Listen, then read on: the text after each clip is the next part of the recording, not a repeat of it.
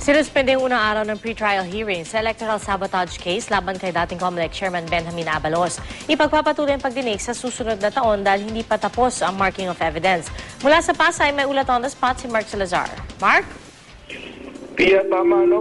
Magang Christmas break nga yan ng electoral sabotage case si dating COMELEC Chairman Benjamin Abalos.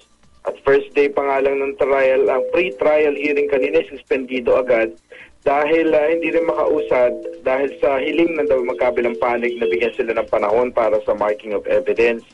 So January 14 na, 21 na ulit ang susunod na schedule ng hearing. Kanina tinalakay lang ang pamaskong hiling ni Abalos na makabiyahe sa Taiwan. Nakasalalay daw ang 80 hectares niyang palaisdaan sa pagcanvas ng seeds at fingerlings at 80 to 100 workers daw ang at stake ang kabuhayan kung hindi pagbibigyan ito ng korte. Hindi naman daw siya tatakas. November 27 to 30 niya gustong bumiyahe sa Taiwan. Pero binaril ng korte ito, dati pa, pero itong pinag-usapan kanina ay motion for reconsideration at di-decisionan pa ng korte. Hinaharang ito ng COMELEC panel dahil non-bailable daw ang kasong electoral sabotage.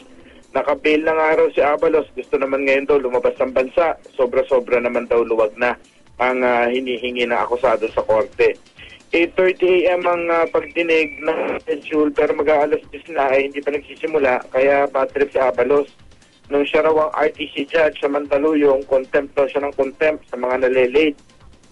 Nasa hearing naman kanina ang gwardyadong state witness na si dating North Cotabato Election Supervisor Yogi Matrizar. Handang-handa na raw sana siya sumalang pero pinipigilan rin ng kampo ni Abalos.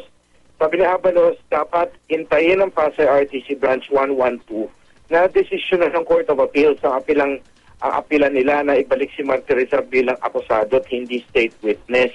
Si Martirezar ayon kay Abalos ang pinaka-guilty since siya lang naman daw umaamin na nandaya ng 2007 election supposedly sa utos ni Abalos. Pero nanindigan si Judge Jesus Mupas na hanggat hindi nagdedesisyon ang Court of Appeals, wala dapat makakapigil sa RTC Court na ituloy ang hearing na ito. Sa Huwebes naman, Pia, electoral sabotage case naman ni dating Pangulong Gloria Arroyo isasalang na nasa pre-trial stage pa rin lang. Pia. Mark, linawin ko lang, no, yung pagdalo ni Chairman Abalos o ni dating Chairman Abalos, hindi naman ito required. Siya yung nagkukusa na pumunta dyan sa mga pagdinig? Oo, pag pre-trial conference at hindi ka naman pinapatawag ng judge, pwede naman na uubra na abogado mo lang ang dumadalo. Katunayan, si former President Arroyo, puro abogado lang naman. Pero ano kasi, Pia, simula nitong kaso ito sa RTC Branch 112, masipag talaga dumalo si Abalos kahit na siya nakakulong pa sa SPD at ngayon ay on bail na. Dumadalo pa rin, kasama niya palagi yung misis niya, kahit hindi naman kailangan. So, pero Mark, yung nakaschedule na susunod na pre-trial hearing ni dating Pangulong Arroyo, hindi siya expected na dumalo dahil hanggang ngayon nasa ospital pa rin siya. Tama ba, Mark? Si Pangulong Arroyo? Oo. Si former President? Yes, former Yung President. Huwebes, hindi. We don't expect her to attend on Thursday.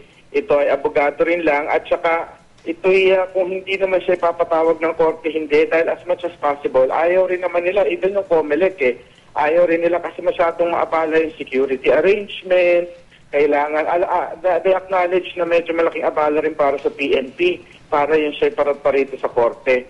So hindi naman talaga kinakailangan yan, Pia. Alright, maraming salamat sa iyo, Mark Salazar.